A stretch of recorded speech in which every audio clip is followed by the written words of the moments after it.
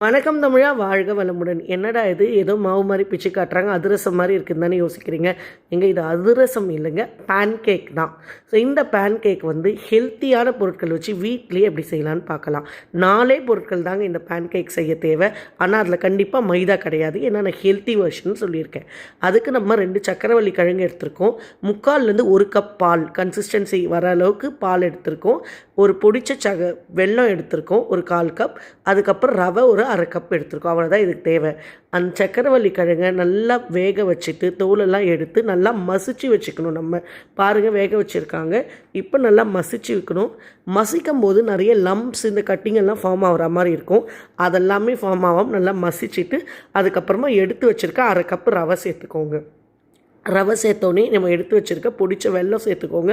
1/4 cup வெல்லம் போதுமானது. எங்கள் வீட்டில் நாங்கள் ஸ்வீட் ரொம்ப அதிகமாக இருக்க மாதிரி சாப்பிட மாட்டோம், திட்டமாக தான். சப்போஸ் உங்களுக்கு ஸ்வீட் ரொம்ப அதிகமாக வேணால் நீங்கள் அதுக்கேற்ற மாதிரி பொடிச்ச வெல்லத்தை ஆட் பண்ணிக்கோங்க. பால் கொஞ்சம் கொஞ்சமாக விட்டுக்கோங்க, ஏன்னா அந்த கன்சிஸ்டன்சிக்கு வரணும், கொஞ்சமாவது போரிங் கன்சிஸ்டன்சிக்கு வரணும். நம்ம 3/4 கப் பால் எடுத்து வச்சுருந்தோம், ஆனால் 3/4 கப் பால் நமக்கு போரிங் கன்சிஸ்டன்சியில் வரல. அதனால் இன்னும் ஒரு 1/4 கப் பால் ஆட் பண்ணி நல்லா அந்த போரிங் கன்சிஸ்டன்சி வரா மாதிரி செஞ்சுக்கோங்க. இது பேன் கேக்னாலே கான்டினென்டல் ரெசிபி, அப்படி வெறும் மைதா வச்சு தான் செய்ய முடியும்னு ஒரு மித்து இருந்தது இல்லையா, அதெல்லாம் மாற்றிடலாம். இந்த மாதிரி ஹெல்த்தியாக கூட பேன் கேக் செய்யலாம். பேன் கேக்கே வீட்டில் இருக்க பொருளை வச்சு ஒரு 100 வகையான பேன் கேக் செய்யலாம். அப்பப்போ நாங்கள் ஹெல்த்தி வெர்ஷனும் இங்கே அப்டேட் பண்ணிகிட்டே இருக்கோம். இப்போ ஒரு தோசைக்கல் எடுத்து அடுப்பு மேலே வச்சு தோசைக்கல் சூடானப்புறம் அதை சீசனிங் பண்ணுறோம். யூஸ்வலாக கையால் பிடிச்சி வெங்காயத்தை வச்சு அதை தேய்ப்போம். ஆனால் இப்போ ஒரு ஈஸி தேய்ப்பேன்னா கை சுட்டுரும். இந்த மாதிரி ஃபோர்க்கை வச்சு வெங்காயத்தை பிக் பண்ணி அதுக்கப்புறம் இந்த மாதிரி தேய்ச்சிங்கன்னா சூப்பராக உங்களுக்கு கையோ இதாகாது, ஈஸியாகவும் சீசன் பண்ணிடலாம். சீசனிங் பண்ணி நல்லா சூடான அப்புறமா நம்ம எடுத்து வச்சுருக்க பேன் கேக்கை இதில் ஊற்ற போகிறோம்.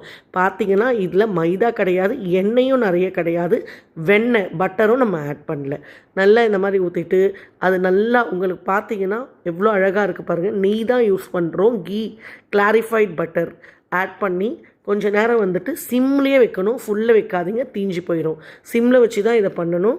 சிம்மில் வச்சு நல்லா ஒரு பக்கம் ரோஸ்ட் ஆனப்புறம் திருப்பி இப்படி எடுத்து போட போகிறோம். வேகணும் நல்லா. இது வேகிறதுக்கு கொஞ்சம் நேரம் எடுக்கும். ஏற்கனவே வேக வச்ச சக்கரவள்ளின கிழங்குனா கூட இது எல்லா இன்க்ரீடியன்ட்ஸ் ரவெல்லாம் அப்படி தானே ஆட் பண்ணணும், வறுத்தெல்லாம் ஆட் பண்ணலாம், அதனால கொஞ்சம் நேரம் ஆகும். இந்த மாதிரி திருப்பி போட்டு எடுத்திங்கன்னா சூப்பரான ஹெல்த்தியான சக்கரவள்ளி கிழங்கு பேன்கேக் வீட்டிலே ரெடி ஆயிடும். பாருங்களேன், பிக்கும்போது எவ்வளோ சாஃப்டாக சூப்பராக இருக்குது. இந்த மாதிரி ரெசிபிஸ் பார்க்கணுன்னா எங்கள் சேனலான தமிழ்நாடு ஃபேமிலியை லைக், ஷேர் அண்ட் சப்ஸ்கிரைப் பண்ணிக்கோங்க. தேங்க்ஸ் ஃபார் வாட்சிங்.